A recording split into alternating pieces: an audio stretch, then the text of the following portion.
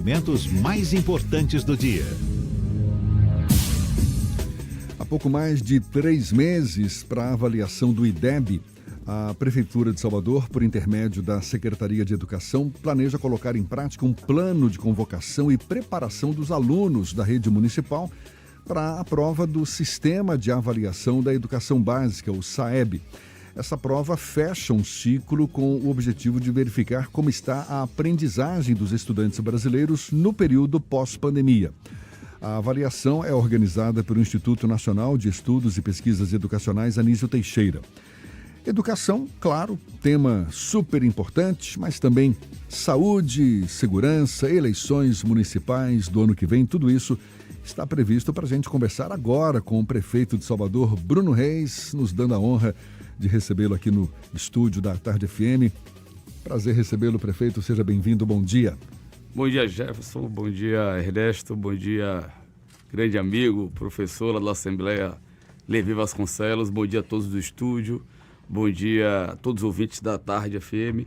É uma alegria participar aqui do programa Isso é Bahia. Estar aqui mais uma vez ao lado de vocês para conversar um pouco sobre nossa cidade e sobre, naturalmente, perguntas e questionamentos que vocês e os ouvintes irão fazer. Então é com muita alegria que retorno a esta casa. E já que eu comecei falando de educação, prefeito, e educação a gente sabe é base, não é, para qualquer desenvolvimento social, como é que o prefeito de Salvador tem lidado com essa questão, sabendo que por mais que se invista na área, sempre há mais o que fazer, principalmente para a população de baixa renda, que historicamente se ressente de ter uma educação regular, de boa qualidade. Como é que está a sua sensibilidade em relação à educação em Salvador, prefeito? Jefferson, se você me perguntasse, ao final dos 4 anos, eu gostaria de ser reconhecido como um prefeito que atuou mais em que área, como um prefeito que tinha como bandeira principal qual tema, sem sombra de dúvidas, é educação.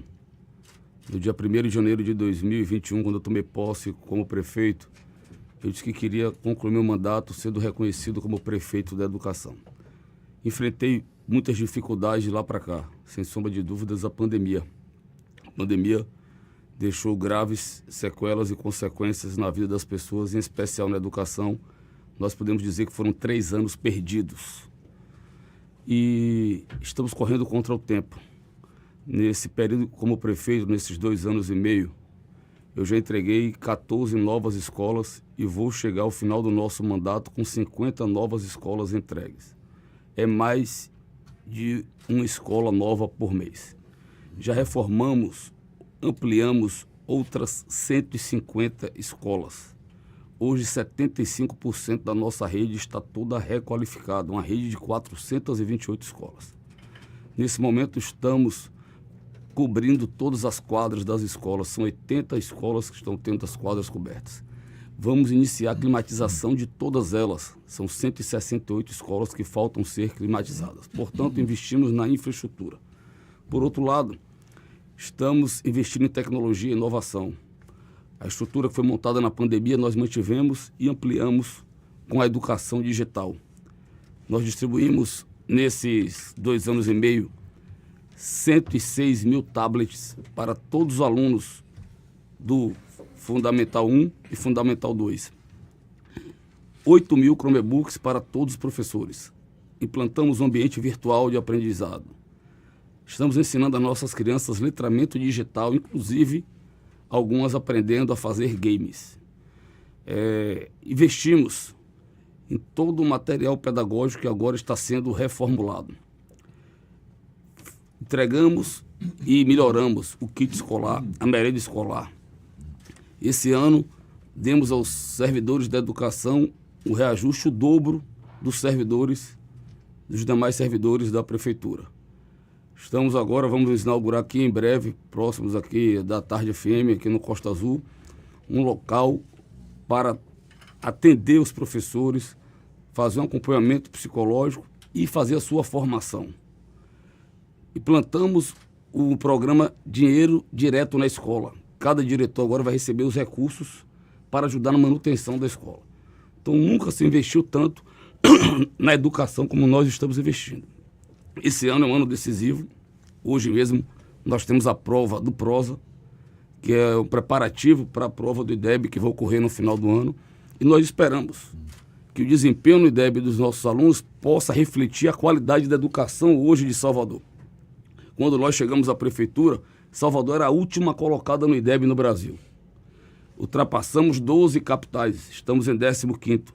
Mas hoje nós temos convicção de que podemos mais, até porque em todas as áreas nós estávamos nas últimas posições e hoje disputamos as primeiras posições.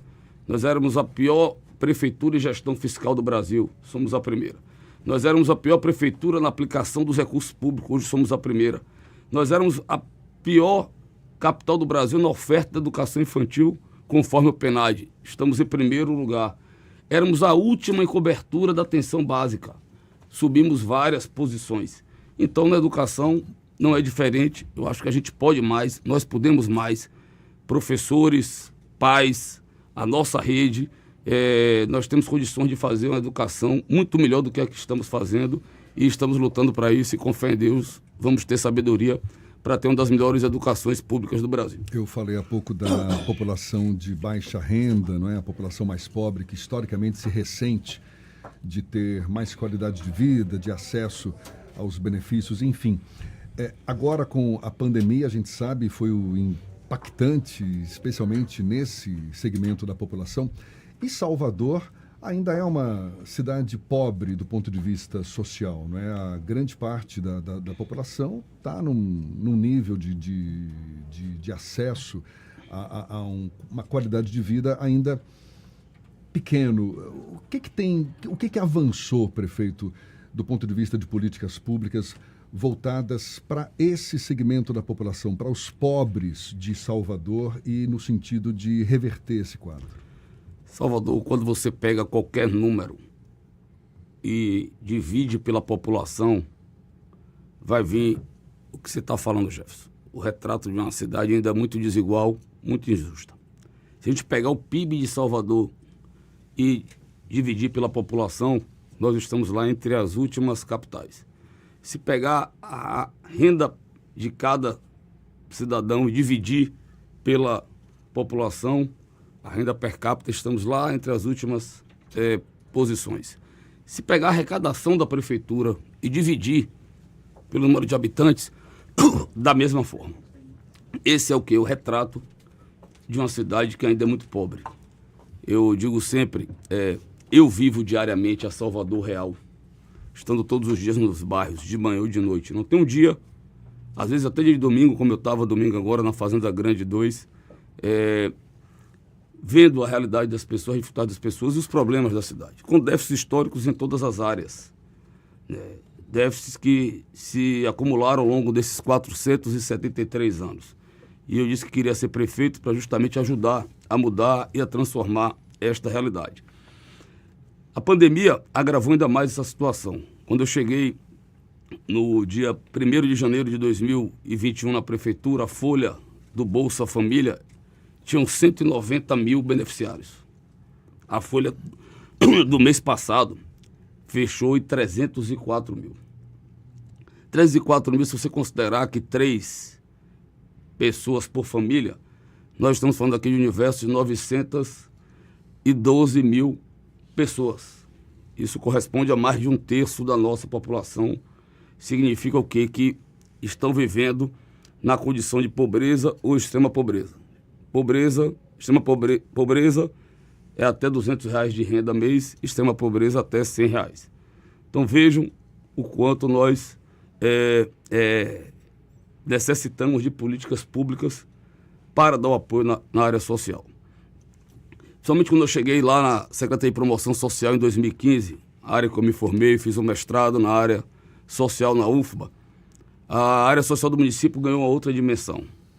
Passamos a ser, conforme os dados recentes da revista Isto É, a cidade do Nordeste que mais investe na área social, justamente para mudar essa realidade. Temos diversos projetos na área da educação, que é social, na área da saúde, mas falando especificamente da área social, nós tivemos a capacidade de criar diversos programas que vêm ajudando as pessoas a enfrentar dificuldades.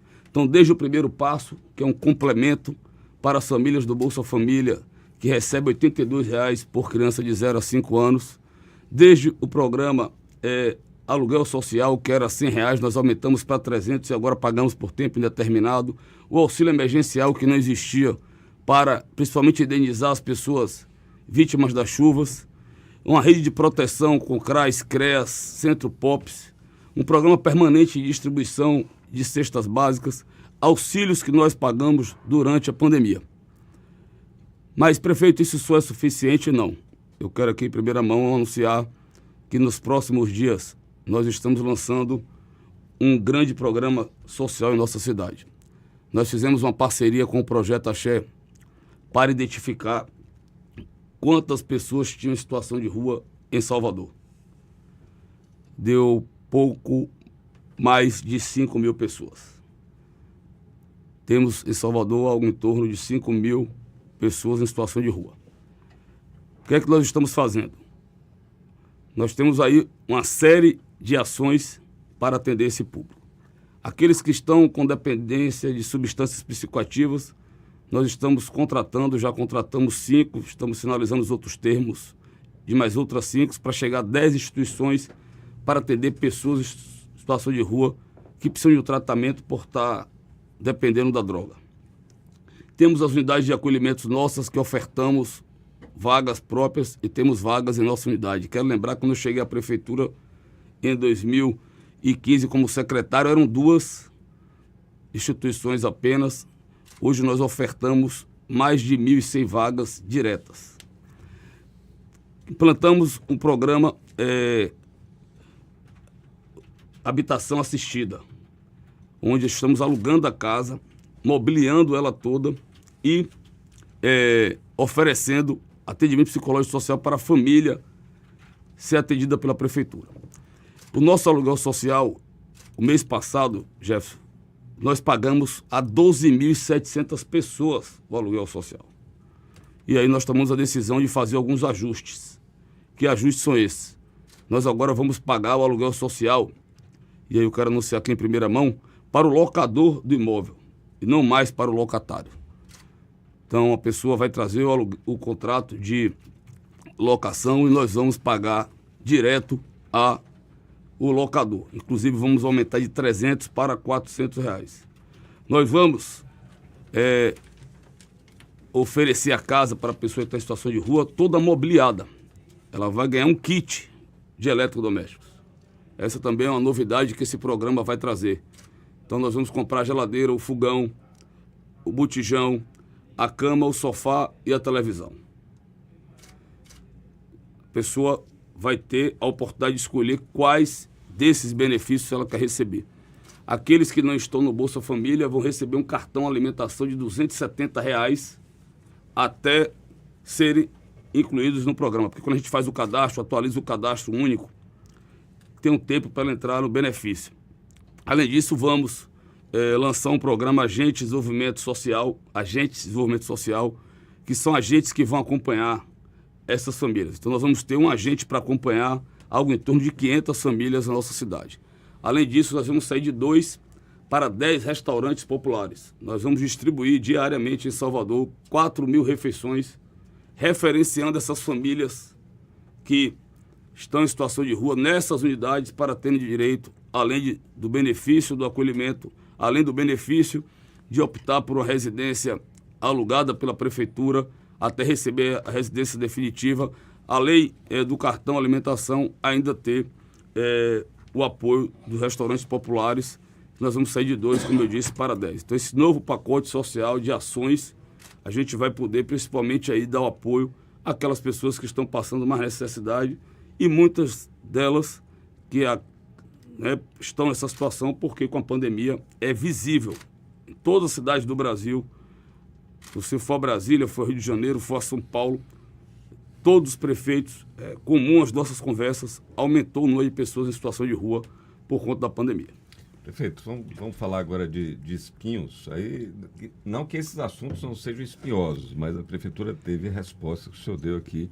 Mas eu queria colocar alguns assuntos que são muito candentes e sempre estão aparecendo aqui na nossa bancada. Transporte público, transporte urbano, por exemplo, né? O senhor tem sido uma das vozes aí entre os prefeitos de capitais, defendendo mais investimentos no setor, ampliação de recursos para subsidiar o transporte público, né? Isso na questão estrutural. Agora, em relação ao problema aqui que ainda não conseguimos superar com a questão das bacias, o consórcio que não conseguiu sustentar o contrato, a dificuldade de integração com o metrô e a dificuldade, claro, sempre em relação à tarifa. A gente tem perspectiva de superar esse problema, prefeito?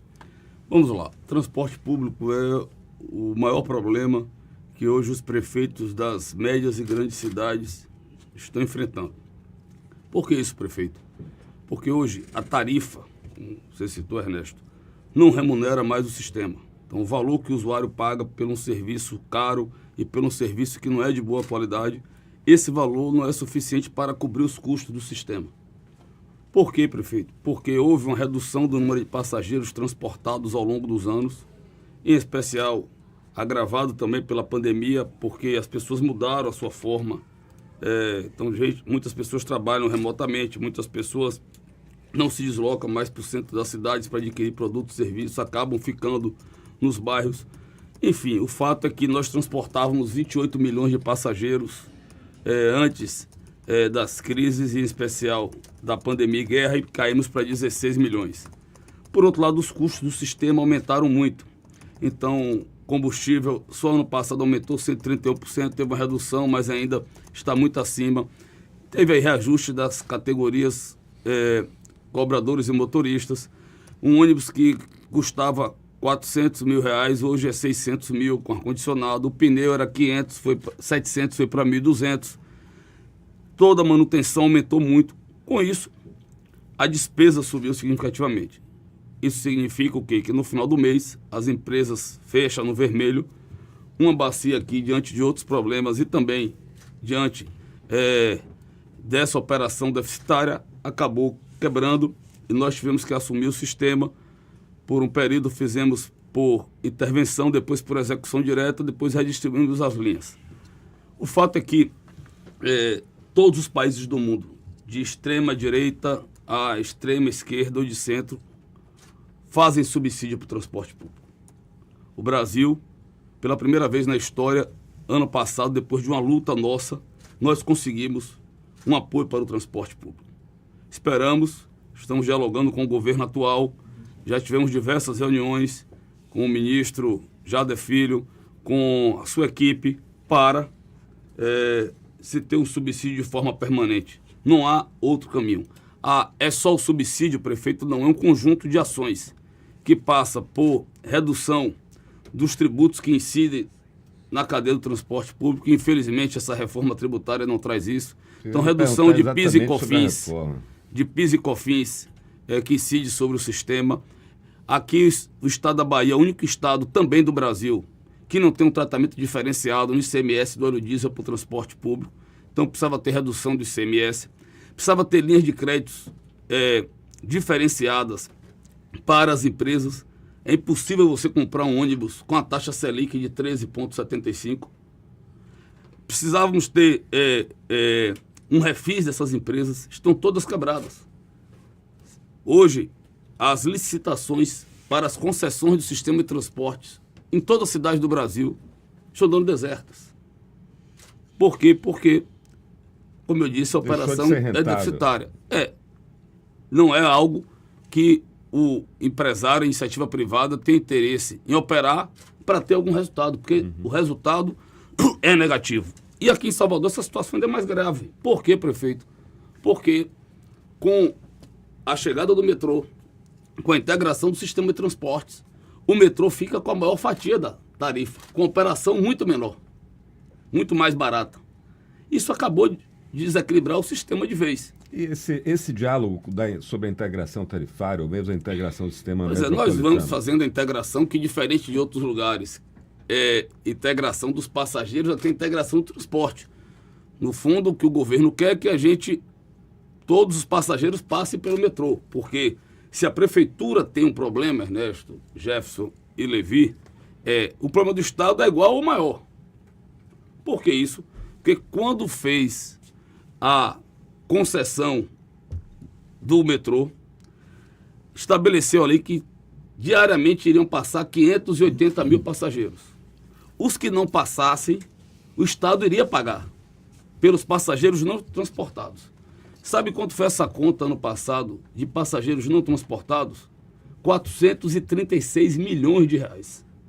Quando você soma os outros 400 milhões de contraprestação da obra, só ano passado foram quase 850 milhões, sendo que na pandemia chegou em 2021 a 1 bilhão e 200 milhões em um ano.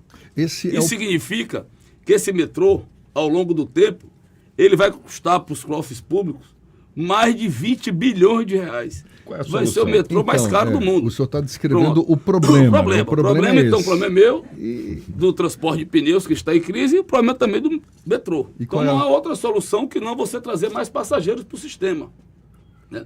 E aí existe uma série de projetos, por exemplo, aquele projeto que a gente está estudando do túnel de passagem para levar as esteiras rolantes do Campo da Pólvora até o comércio.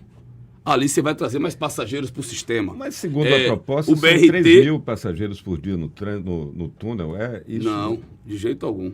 De jeito algum. Você pode levar o BRT da estação de Águas Claras por toda a BA-528 até Paripe e trazer mais passageiros para o metrô. Não adianta, se eu pegar todas as linhas de Salvador hoje, do entorno do metrô, e mandar passar por lá, para o passageiro ter que pegar uma estação só e descer, não resolve o problema. Estrangula, então, né? efetivamente, você precisa trazer mais passageiros para o sistema. Para isso, você tem que oferecer um transporte público barato. Então, não adianta aqui discutir aumento de tarifa. Você tem que trazer novos passageiros para o sistema, até porque chegou o Uber, chegou o mototáxi. Então, ainda temos aqui em Salvador o enfrentamento ao clandestino. Então, tudo isso, né? Se você não oferecer um transporte ágil, moderno, com conforto, né? Seguro, o passageiro não vai vir. Muita gente pode deixar o carro em casa a partir do momento que tem um transporte. Então, por exemplo, quem mora na Paralela, quem mora nessa região daqui e trabalha no comércio, se puder chegar com um transporte eficiente, sem ter que estacionar o carro, que é a grande dificuldade do comércio, através desse túnel de passagem, vai vir, vai deixar o carro em casa e vai de metrô, porque além de ser barato, chegará mais rápido e não terá que pagar estacionamento. Então tem que ter inteligência. Eu acho que a partir do momento que a gente conseguir botar todos os modais para funcionar, o BRT, o metrô, o VLT, o sistema de ônibus convencional, essas modalidades que nós estamos identificando para trazer mais passageiros para o sistema, nós vamos ter a cidade, uma das cidades mais conectadas do mundo, e aí sim, a equação do metrô pode fechar e a equação da prefeitura pode fechar, tendo equilíbrio. Enquanto o VLT não chega para a população do subúrbio, é só contar com os ônibus mesmo e que nem sempre atendem às demandas?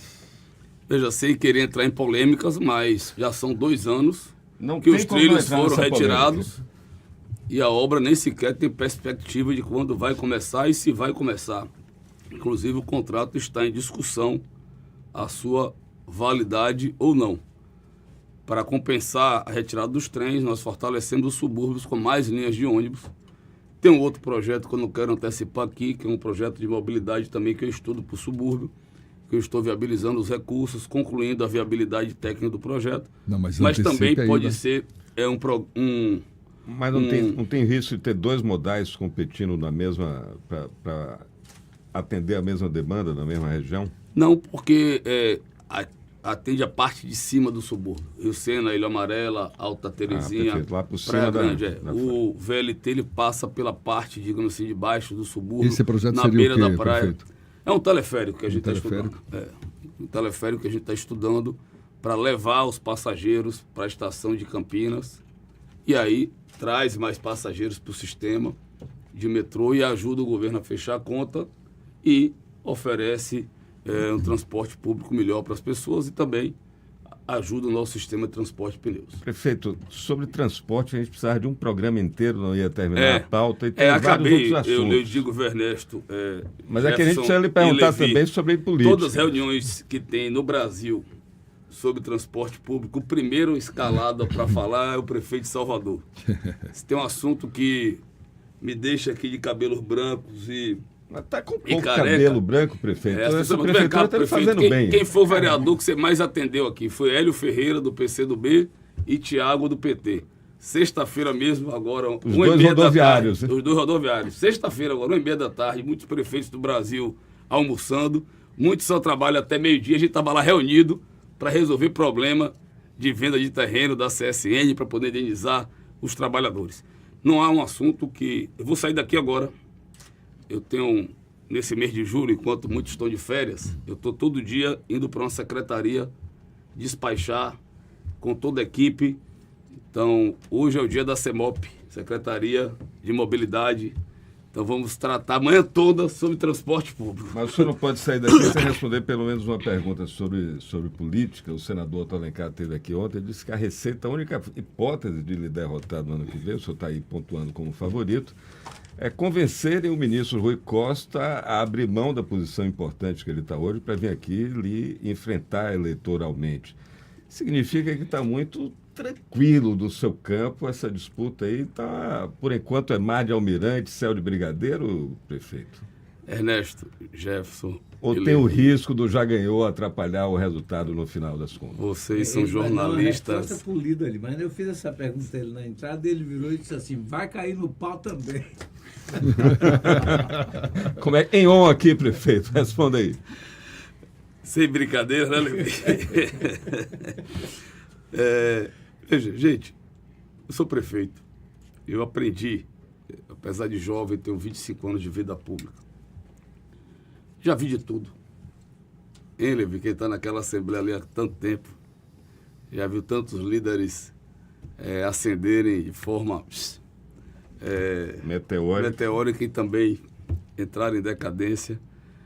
Já viu gente ganhar eleição, com eleição perdida, gente com eleição ganha-perder. Tenho muitas histórias e acompanho a vida política da Bahia. Mas eu aprendi nesse período e concluí e tenho uma convicção. O melhor trabalho político, a melhor articulação política, o melhor resultado político que alguém pode alcançar é consequência de um resultado administrativo, de uma gestão bem avaliada, de resultados, de entregas importantes. Então, meu foco hoje, você perguntava, fui formado na política, Levi acompanhava lá meu trabalho na Assembleia, faço articulação política desde menino, com 20 anos de idade. Saberei fazer política, não deixo de fazer política, eu sempre converso com todos os atores políticos. Mas agora, meu grande desafio é tirar os projetos importantes que eu tenho do papel. E projetos grandiosos. Projetos que vão transformar ainda mais a nossa cidade. E que possivelmente vão demandar de mais tempo para serem eu conseguindo fazer isso. Deixa eu lhe fazer uma provocação. Eu conseguindo fazer isso, seja quem for o candidato do lado de lá, né, as pessoas vão poder avaliar meu trabalho. E meu trabalho, estando bem avaliado, vai ter consequências no campo político. Deixa eu lhe fazer uma então, provocação meu foco aqui, hoje prefeito. é acelerar ainda mais. Sebo nas canelas. Manter o ritmo de trabalho que eu tenho, agora focado em tirar do papel ainda grandes projetos. Temos um ano praticamente aí para definição das candidaturas, 1 ano e 3 meses para as eleições e ainda tenho muitos desafios administrativos pela frente. Eu supero nesses desafios, com certeza, meu nome será bem lembrado pelas pessoas para ser uma opção para continuar conduzindo os destinos da cidade. Seus adversários dizem o seguinte sobre seus grandes projetos, né, que Bruno deu sequência aos projetos de ACM Neto, mas que a administração de Bruno ainda não tem uma marca própria, uma marca sua, da sua passagem pela prefeitura. É isso mesmo? Qual o projeto que marca a administração como projeto tocado, idealizado, concebido, viabilizado pelo prefeito Bruno Reis? Todos esses que eu falei aqui, com toda humildade, certo, Ernesto? E Jefferson e Levi, que me conhece há mais tempo, sabe que eu sou uma pessoa simples, humilde. saio com meus filhos para rodar essa cidade e toda a placa que a gente passa lá tem o nome de Bruno Reis. Ou como secretário, ou como vice-prefeito, ou como prefeito. Para onde a gente olha nessa cidade, tem uma marca do meu trabalho. Tem programas fantásticos que nós tivemos a capacidade de criar, que quando eu estiver aposentado lá, deitado na rede, na rocinha que eu tenho lá em Curaçá, Vai gostar de lembrar. eu vou ter assim, a felicidade de dizer, pô, eu pude ajudar tanta gente. Um exemplo aqui, o programa Morar Melhor. Todos esses programas sociais que a prefeitura tem, que foram idealizados e criados por nós. Tantas obras que eu já entreguei aqui, ó. Do lado de vocês tem aqui um mergulhão. Essa obra é fantástica. Agora vai lá no subúrbio, vai em Cajazeiras, vai nos bairros mais distantes da cidade. Aí vocês vão ver lá a marca do trabalho Bruno Reis. As pessoas Mas pegando carona as pessoas nessa... que pegam na minha mão todo dia, que olham no meu olho, Mas que eu paro para escutar e que depois chega o resultado do nosso trabalho resolvendo os problemas. Então, Pegando carona nessa pergunta do Ernesto, a oposição prefeito. vai dizer, tem direito a dizer tudo, eu fui oposição. Fazer uma oposição séria, contundente, sem agredir as pessoas, sem o denuncismo barato. Mas é o papel da oposição. Faz parte. Ele tem que reconhecer. Mas pegando carona nessa ideia, o senhor citou aí uma série de ações, de iniciativas, de projetos, mas qual é o legado principal que o senhor espera deixar, uma vez não sendo mais gestor público da Prefeitura de Salvador, para ser lembrado como prefeito Bruno Reis? Esse foi o legado deixado. Jefferson, em todas as áreas. E aí também eu volto a dizer com toda humildade, eu não quero ser melhor do que ninguém. Mas a minha condição de prefeito foi diferente dos ex-prefeitos desde a redemocratização do Brasil. Todos os prefeitos vieram sucedendo algum adversário.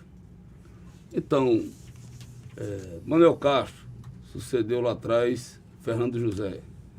Lídice da Mata sucedeu Manuel Castro.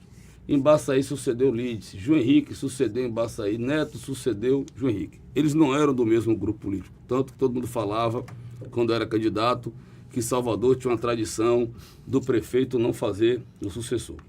Só Mário Kertes, que apoiou Fernando José, mas não foi o candidato, Levi acompanha. Não é isso, Levi? Mas se eu estiver errado na história... João Henrique fez o sucessor. Não. Então, todo prefeito, quando chegou, precisou passar pelo menos 6 meses arrumando a casa, tomando pé.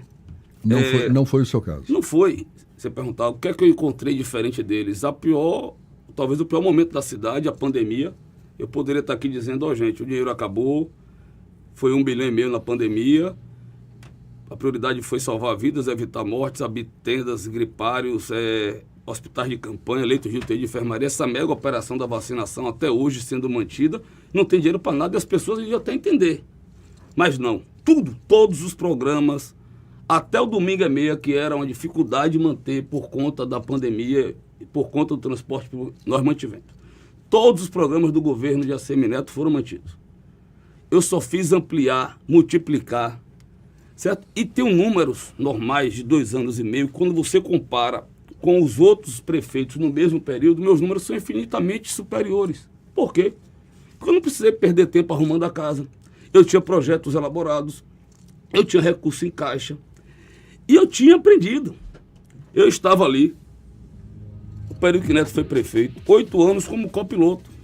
É que nem você está aqui no programa, no dia que você não vem, Jefferson, Ernesto toca sozinho e vice-versa. Porque estão tocando juntos aqui o programa já há quanto tempo. Então, eu comparo. Em Baçaí foi o prefeito que mais fez escadas drenantes em Salvador. Em 8 anos fez 737. Eu, em 2 anos e meio, já passei de 1.000, Ernesto. E a prefeitura hoje tem uma condição diferente da que tinha no passado. A prefeito foi porque aumentou o imposto, porque a cidade cresceu. Surgiram novos empreendimentos. Você tem ali o IPTU de um terreno que paga 100 mil reais. Quando constrói um prédio, vai para 3, 4 milhões de reais, porque passa a pagar individualmente. É um assunto que a gente vai ter que guardar para a próxima. Quando quiser conversar, conversa com tranquilidade. Prefeito. Inclusive com IPTU mais barato do que Recife, do que Fortaleza.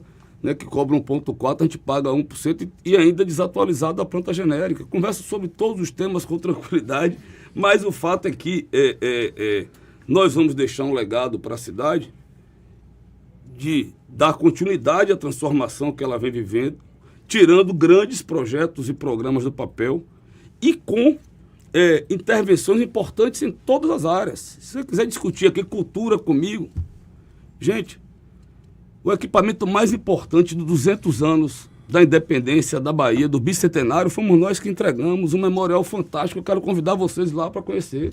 Em 200 anos... Eu não pude ir na inauguração, mas vou lá visitar, nós com certeza. tínhamos uma capacidade de tirar do papel e entregar. Inauguramos dia 1º e essa semana abrimos para o público. Então, em todas as áreas, a gente tem um conjunto de ações, de legados que vão ficar para a cidade. Aproveitar na sua presença aqui para a gente puxar uma brasa para a sardinha da dupla que dirige a cultura do município, Pedro Torinho, Fernando Guerreiro. Dois Fernando... craques.